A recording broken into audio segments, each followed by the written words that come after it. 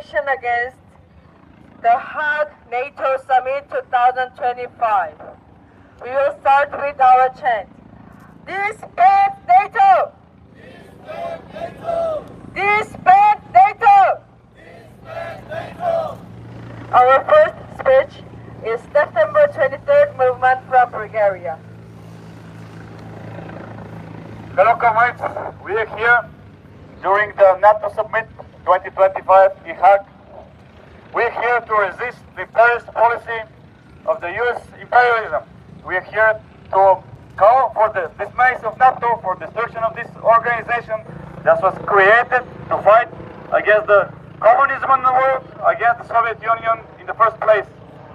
This organization has to go where it belongs to the history. We have to build a new society in which such an imperialistic organization will not make sense at all. The future belongs to the free nations, to the friendship between the nations, because the people around the world, they're brothers. The things that unite them are much more than the things that divide them. We have to put our attention on this solidarity between the nations, because only with the solidarity the NATO could be defeated and imperialism could be defeated. The victory will be ours.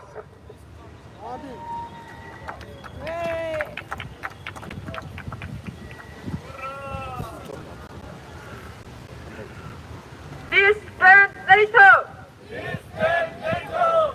Disband NATO! Disband NATO! Next speech is Workers' Party of Ireland. Comrades, we know what imperialism looks like because Comrade Lenin laid out conditions of imperialism for us in 1917. And we know that NATO, even when it is not an exact match, looks awfully like an imperialist power. NATO protects the interests of monopolistic capital, even if it is not a monopoly in itself. And we see this in the way in its relations with the big countries, the big moneyed countries, like Germany and France and the US and the UK.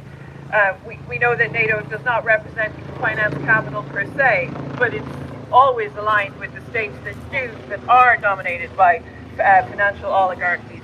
And we see that through privatization, through contracts, through the way that private companies swoop in whenever there have been NATO actions. We know that NATO provides military infrastructure that facilitates capital export and investment. We know that NATO resembles the kind of international coordination among imperialist powers that Lenin warned us against, albeit in a new and insidious military political form. And we also know that NATO reflects and enforces a division of global influence among core capitalist states. NATO is an imperialist enemy, and we must fight it with everything that we have. We must do everything we have. We must use everything we have to prevent further imperialist wars. And we must band together because the only victims in imperialist wars are always workers. Thank you.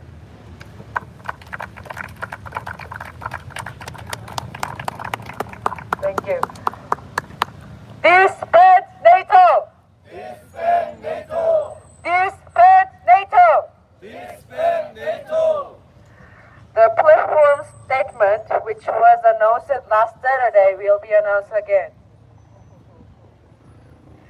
Comrades, brothers and sisters, fighters for peace and justice, greetings from the front lines of the world anti-imperialist struggle.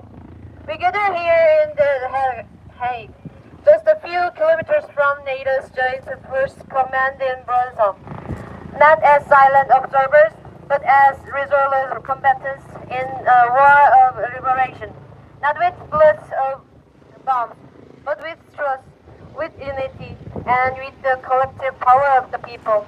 We say today loud and clear, NATO is not a defensive alliance.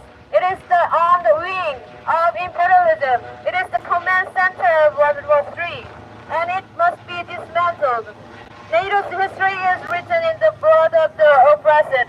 It is a long list of crimes, wars of aggression, occupation, destruction, and genocide, from Korea to Kosovo, from Afghanistan to Libya, and now from Ukraine to the Pacific.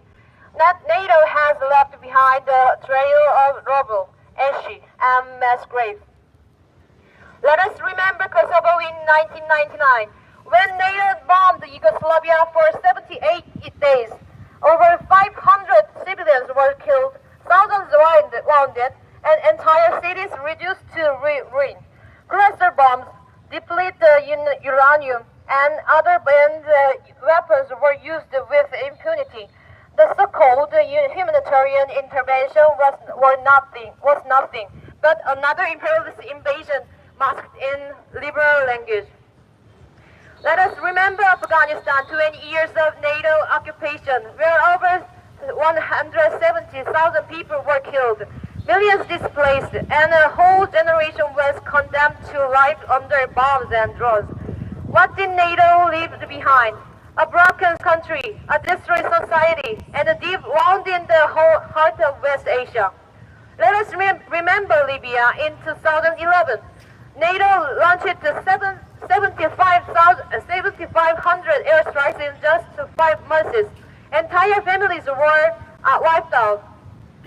Hospitals bombed, schools reduced to dust. And what followed? The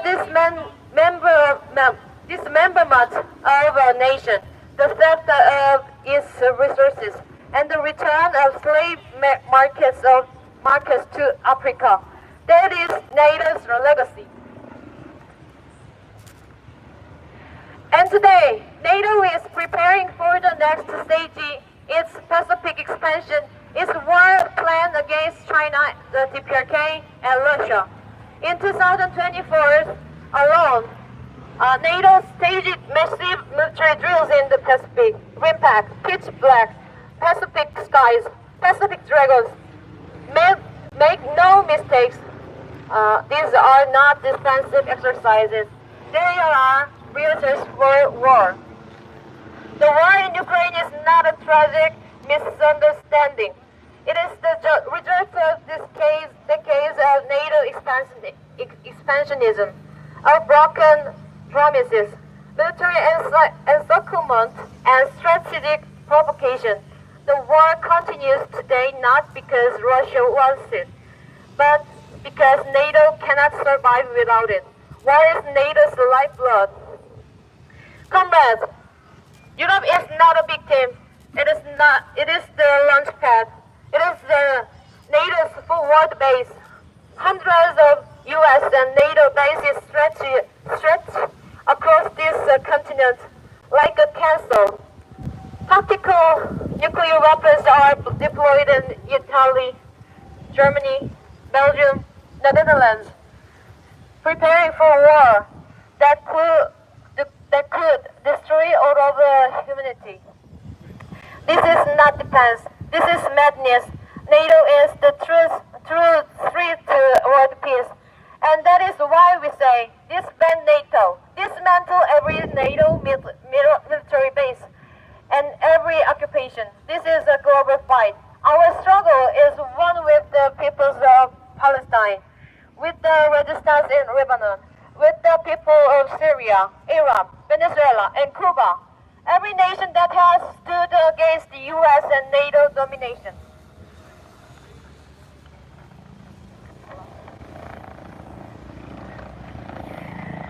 They have tanks, but we have trust. They have bombs, but we have unity. They have empires, but we have history on our side. And history is made by the people. So today, from The Hague to Havana, from Gaza to Caracas, from Seoul to Johannesburg, we raise our one voice, one demand, disband NATO now. Let us unite under this banner. Smash NATO, the imperialist war machine. Victory to the peoples of the world. Peace, sovereignty, and liberation for all nations. Down with imperialism, forward to revolution. Okay, thank you.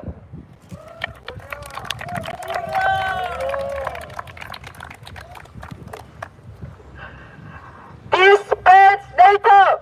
Disband NATO! Disband NATO! Disband NATO! Next speech is New Communist Party of Yugoslavia. Like this? Dear comrades and friends, I salute you, all of you, in front of the new Communist Party of Yugoslavia.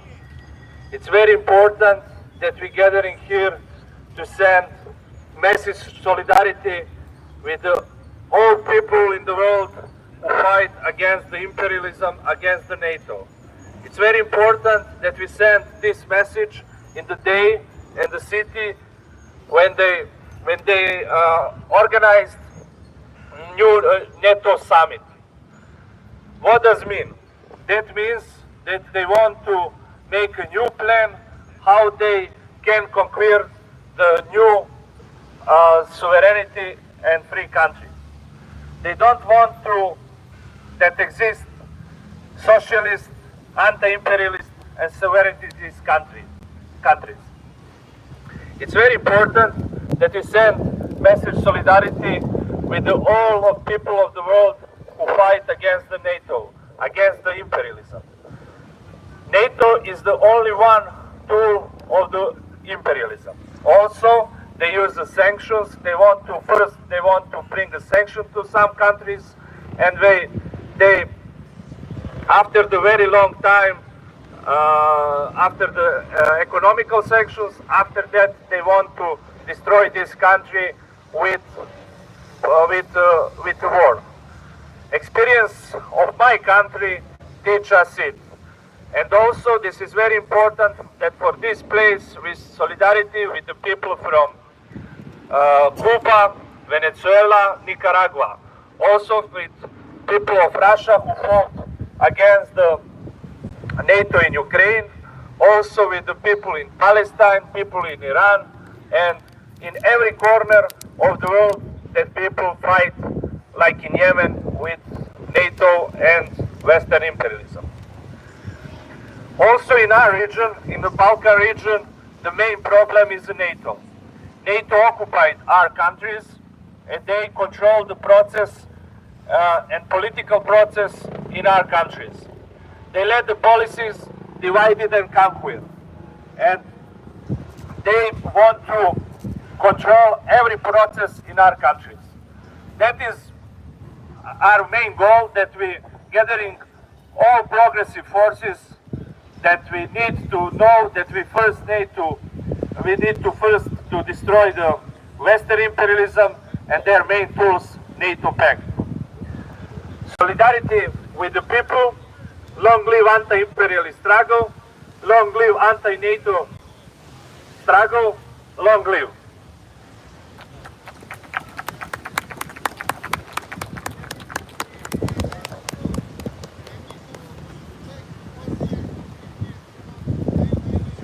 Disband NATO! Disband NATO! Disband NATO! Disband NATO! Next speech is people, Peace for People from Netherlands.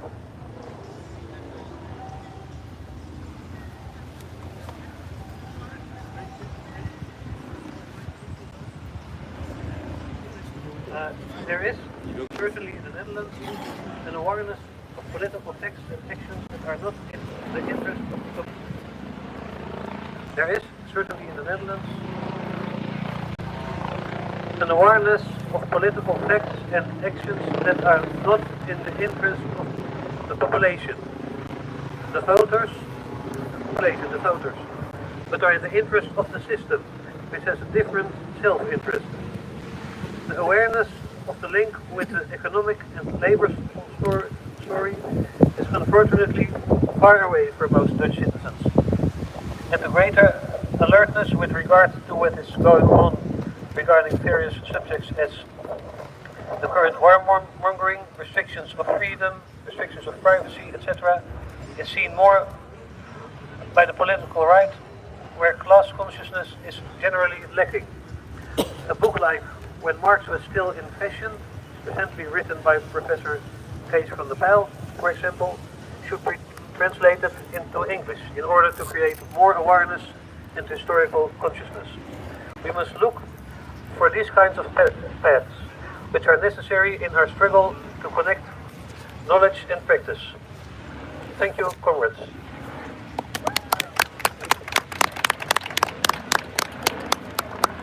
Okay. Next speech is anti-fascist former resistance fighter from Netherlands. Thank you, comrades. I want to talk a bit about the two faces of our country, the Netherlands, where right now the NATO summit is hosted. Because yes, our country hosts the imperialist war summit right now, and yes, our country is in the core of the imperialist structure. But our country has both anti-imperialist struggles, popular struggles in the past and in the present. So a recent example, not even 2 weeks ago, 150,000 people were on this very field we're standing on to oppose support for the genocide in Gaza, which is supported by our government. A recent poll found that only 4% of our country is completely in favor of Israel, has a very positive view of Israel, and only 15% a somewhat positive view. That means that the overwhelming majority of our country is aware of the dynamics at play and are standing on the right side of history there. A bit further back in the past, during the COVID era, a huge mobilization of people not seen in decades happened, where people were standing up for their civil rights, for their right to freedom of movement, freedom to make medical choices. And this was a movement that found broad support in a part of the country that is not even traditionally very much politically engaged. It created a new kind of political awareness, and a new mass formation happened in the Netherlands. But in our history as well, yes, our history has a very checkered past. We colonized Indonesia and waged a genocidal war against the war of liberation fought by the people of Indonesia. And yes, we have a colonial past, and much of the wealth of the country is built on that historically. However, when this country was founded as an independent state, that was during the 80 Years' War. This was in the era when the first post-feudal forms started to form in Europe. Feudalism in Europe was supported by the Catholic Church. Therefore, at this time, Protestantism was a revolutionary ideology, trying to break away from feudalism and form a bourgeois society. The first successful attempt, or one of the first successful attempts, and the first successful attempt in an entire country to break free from the structure of feudalism in Europe was in our very country, in the Netherlands, where the Protestant radicals fought a civil war against the Spanish occupiers, which did represent the Spanish Empire, which at that time did represent feudalism in Europe very much. And this struggle, at the forefront of this struggle, was a group of religious fanatics that fought against the oppression of their country, for the liberation of their country, motivated by their understanding of religious fanaticism. And you can see a very interesting parallel to the Palestinian struggle in this regard, because not all the Palestinian groups have the same understanding of national liberation and a struggle for national development that we do. But the fact is that all these groups, they are fighting against the system of imperialism, which is what is holding back history in our time. Just like the system of feudalism was holding back history back in the days when the Dutch gained their independence. So we must judge those who fight the struggles in history by the side they fight on, not by the ideology they have. And in this sense, I want to draw attention to the struggle of the Iranian people against Zionist aggression right now. And I find it important to find in each country, in each society, how these examples of struggle are the same, even though their ideological character can be very different. So, long live international solidarity.